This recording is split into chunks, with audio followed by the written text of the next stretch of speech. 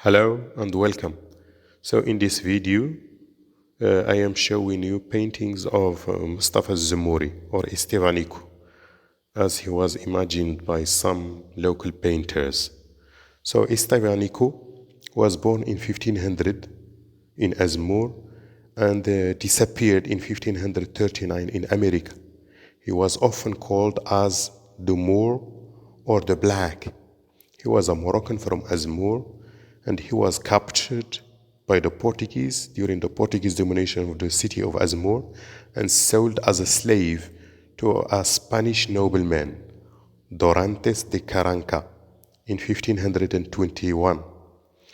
In 1527, he was taken on the Spanish Narvaez expedition to explore Florida, which at the time was composed of present-day Florida and the rest of the unexplored lands to the north and west, including northern Mexico. So he was the first great African man in America. From his real name, Mostafa, we understand that he was an Arab and Muslim, but he was required to convert to join the expedition because Spanish at that time did not allow non-Catholics, especially Muslims and Jews, to travel to the New World.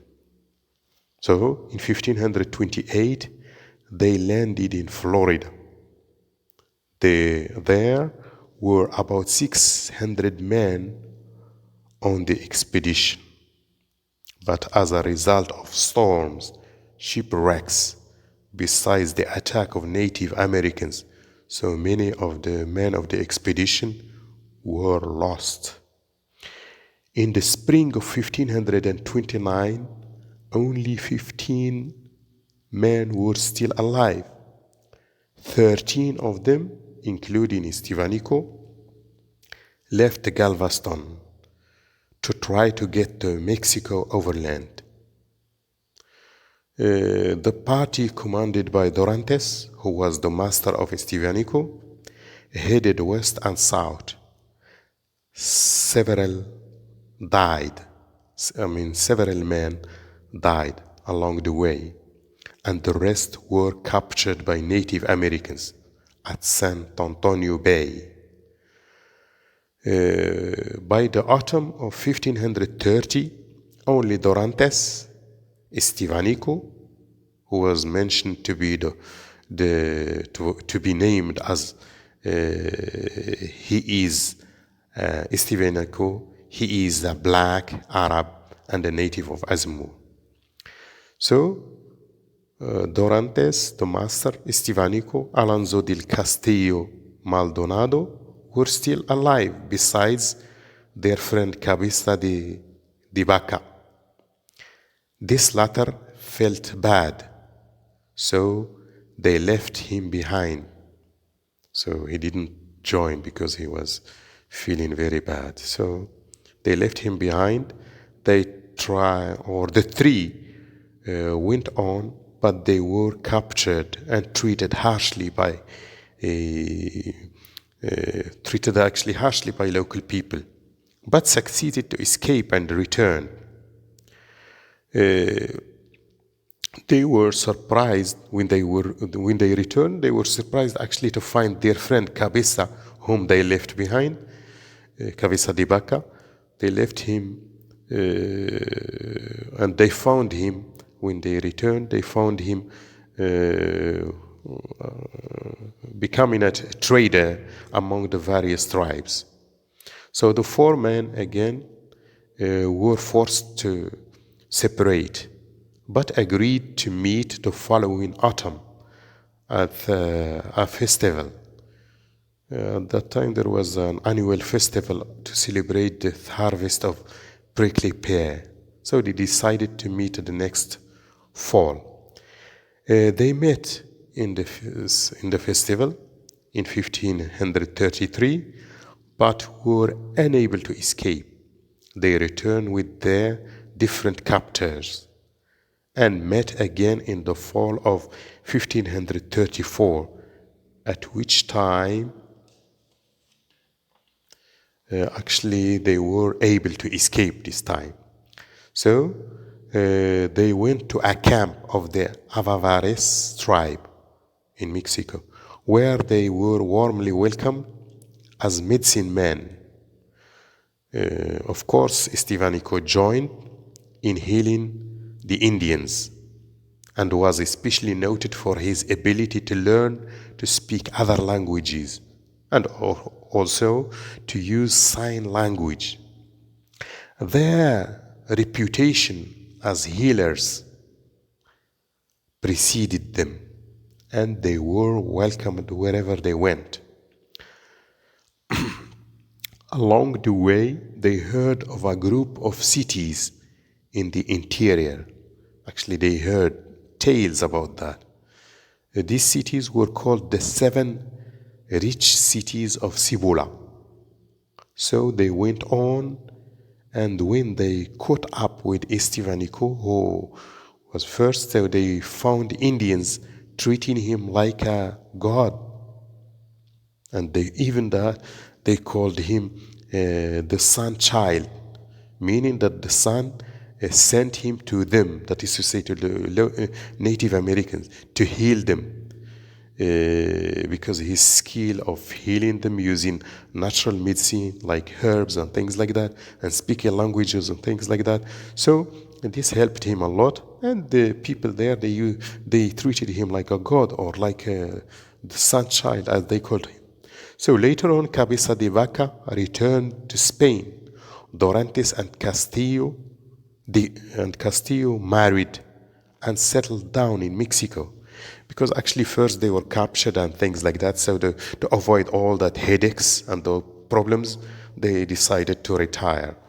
But Dorantes gave or sold Estivanico to another master, Trey the Marcos. So Estivanico went as a guide for Viceroy Mendoza expedition, which was led by Fray Marcos de Niza. Estivanico and Fray Marcos left Culiacán on March the 7th, 1539. On March 21st, Fray Marcos sent Estivanico ahead to explore the route, to check the route. So, 4 days later, Native American messengers reported to Fray Marcos that Estivanico passed from there and had heard news that he was only 30 days' march from Cibola, and asked Fray Marcos to join him. Look at this. He asked him to join him. Fray Marcos headed northward, but Estivanico did not wait for him. Marcos continued on, and he found a message in each village he entered that Estivanico had continued on. He followed him for some weeks, but never caught up with him. Estivanico headed through the large desert region of Mexican state of Sonora and southern Arizona. He was the first Western to enter Arizona and New Mexico. He reached the city of Hawico in 1539. This was the first time, or the first of the 7 cities of Cibola. Some Indians reported to Fray Marcos, who was following Estivanico, that Estivanico disappeared and that he may be killed. So his death actually was just assumed by these Indians. So his death was just assumed. It was not a reality. So they were not sure about it. Personally, I think that Estivanico survived thanks to his knowledge of local languages as well as his skill of healing the people, or the local people especially, who called him the sun child. and who called him the sun child. And these people actually they warmly welcomed him and called him the sun child, as I said, thinking that he was the son, or the sun had sent him to heal and cure them. His descendants, I think, are still in America, and they are called the Moors. So that's the story of Estivanico in concise. So I tried actually to make it short, although there are so many actually details and many dates, many places, names and things like that. So Estivanico started from Azmur and ended in America. And his death, I say it again, it was only assumed by those Indians who reported to his master that he disappeared and maybe he was killed by some tribe or some people in those tribes. I think that Estivanico survived, but he just wanted to get rid of his master and to get his freedom. So that's why he disappeared and did not want to see his master anymore. So that was the story. It's a very good story of this first Arab, Muslim, and African explorer of the New World. Thank you so much for listening, and see you in my next video. Have a nice time. Thank you so much indeed. So please, if you like the video, don't hesitate in pressing like, writing a comment, only if you like, and shaking the bell to get new information about new edition of videos and things like that. Thank you so much indeed.